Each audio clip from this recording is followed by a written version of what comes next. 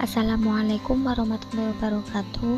Saya Leoni Tweki Pratama dari semester 5D kelompok 7 akan mempresentasikan sumber daya manusia tentang bentuk dan sistem pemberian kompensasi merujuk pada undang-undang. Poin pertama tentang perbandingan Undang-Undang Ketenagakerjaan dan Undang-Undang Cipta Kerja. Terdapat beberapa perbandingannya, seperti pada pasal 64 mengenai alih daya atau sering juga disebut outsourcing. Kedua, pasal 67 perubahan istilah pada paragraf bab X yang semula menggunakan istilah cacat diganti dengan istilah disabilitas. Ketiga, setiap pekerja atau buruh yang menggunakan hak waktu istirahat sebagaimana dimaksud dalam pasal 79 ayat 2, huruf B, ayat 3, ayat 5, pasal 80 dan pasal 82 berhak mendapatkan upah penuh. Keempat, pasal 88C penghilangan syarat penentu upah minimum. Kelima, penambah variabel baru pada pasal 88D dalam menentukan syarat upah minimum. Keenam, penambah pasal 88F yang sebelumnya tidak ada dalam Undang-Undang Ketenagakerjaan. Ketujuh, pasal 92 penetapan upah karyawan buruh dalam perusahaan.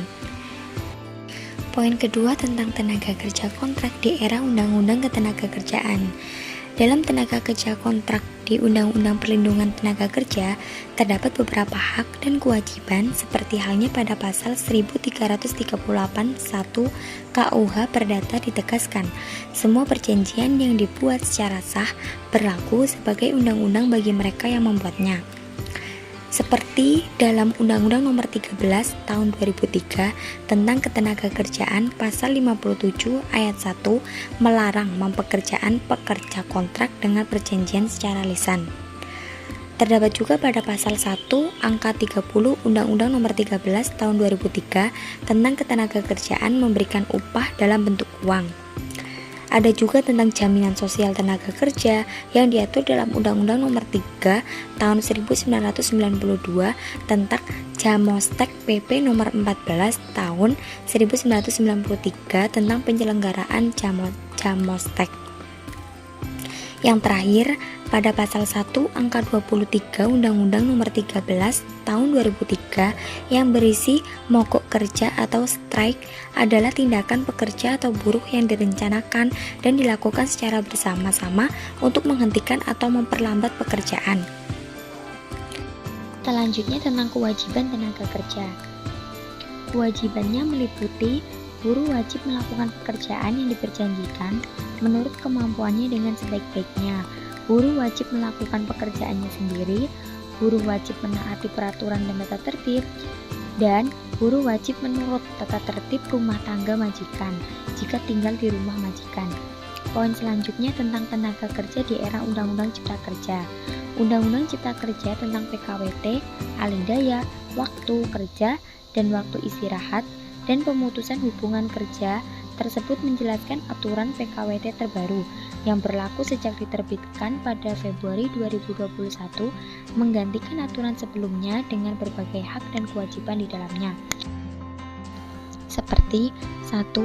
Kontrak PKWT dibuat berdasarkan atas jangka waktu atau selesainya suatu pekerjaan tertentu. PKWT juga wajib dicatat di instansi ketenaga kerja setempat. 2.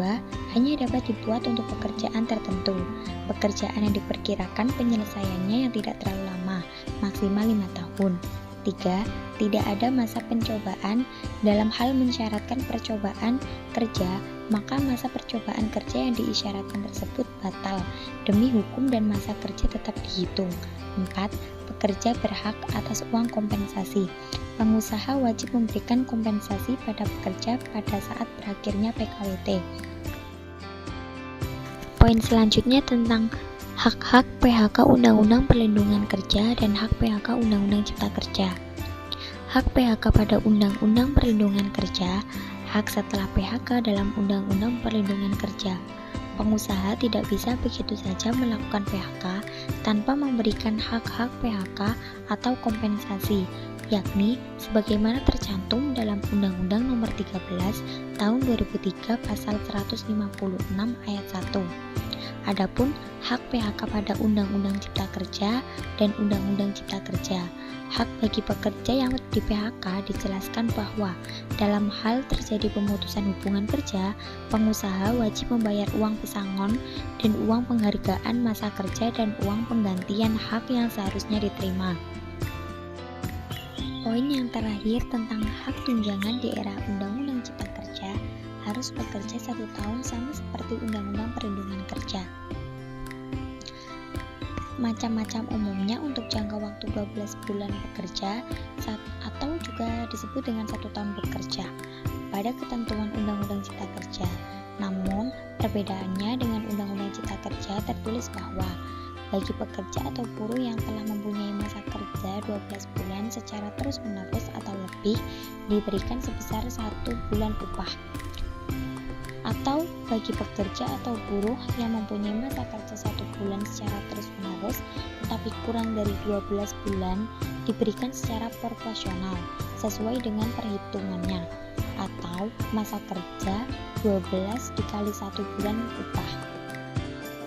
Cukup sekian materi yang telah saya sampaikan, kurang lebihnya saya